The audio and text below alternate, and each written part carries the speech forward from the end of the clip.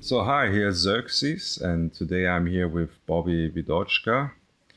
It's great to have you here, Bobbi. Thanks. My And, pleasure. and yes, could you please introduce yourself and tell us who you are? Sure.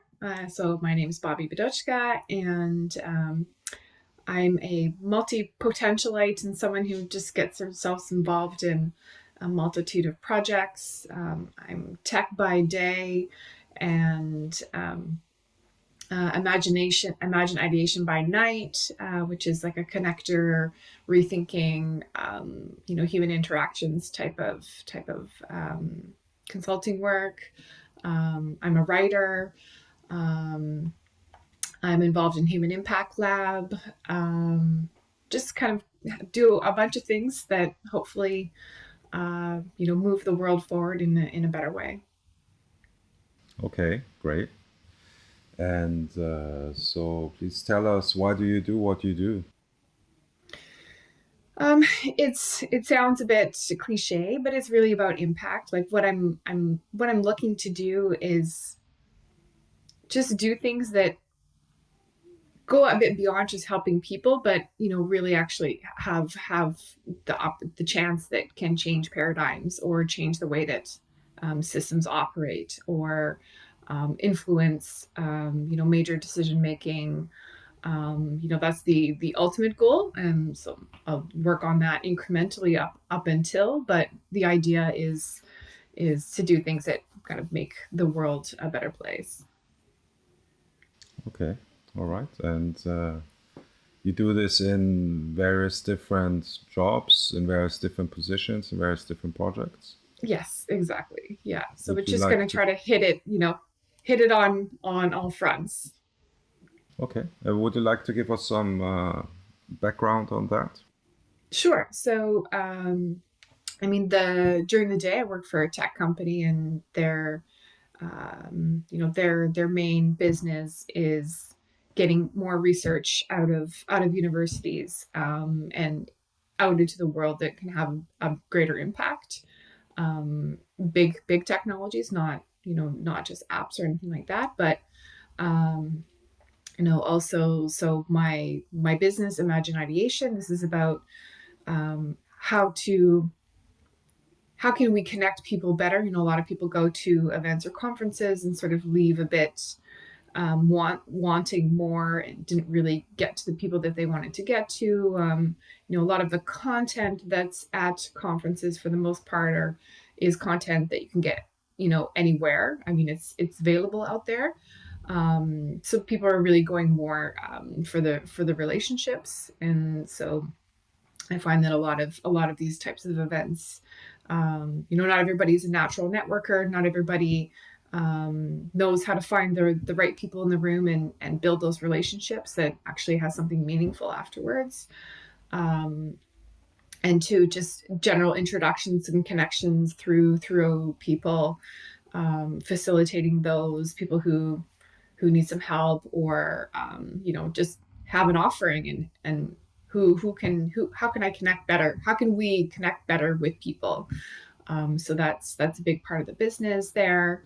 And my book, Sex and Business, is you might not think that these two words necessarily go together, but they actually really do. And this book is really meant to it's a reaction, my reaction from the Me Too movement, but really, I talk a lot about. I'm kind of calling into question how people form identity, and the usefulness or not of these identities and how they impede or impact, how we react to certain things like the Me Too movement and feminist movements and all of these kinds of things. There's also, how people approach sex, not as intercourse, but meaning, all of the other benefits that sort of come from sexual energy, that can actually positively impact your business or your career, is you can channel these energies, and they're flow triggers, things like that. And so just people I think they're trying to like cut the whole sex relationship thing like right out of the workplace, which is impossible because you cannot fight biology. And better to leverage the positive side of things. And so there's a lot of discussion about power relations and and all of that kind of stuff. So that's I think quite paradigm shifting entirely, because people really have, like, sex is both. It's like what Foucault talks about. Sex is both, like whoever controls the conversation has the power over the topic. And so, sex is both taboo and yet talked about in everything, every music, every video, every movie. It's everywhere, and yet people, so this is a very interesting dichotomy. And when all those topics come into play, like Me Too movement, and or anything else actually that's really matters, people tend to take a binary point of view, which I think is like the wrong approach to almost everything. There's a concept called gray thinking, which is, you can have conflicting opinions. So I can think two opposite opinions about the same thing.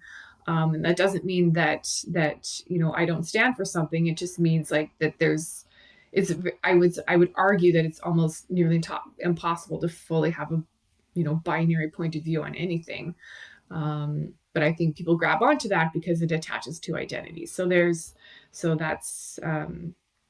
pretty interesting to me. And then also, Human Impact Lab, which we're sort of in the middle of transitioning what we're going to do with it, but it originally started as a climate sort of awareness type of group.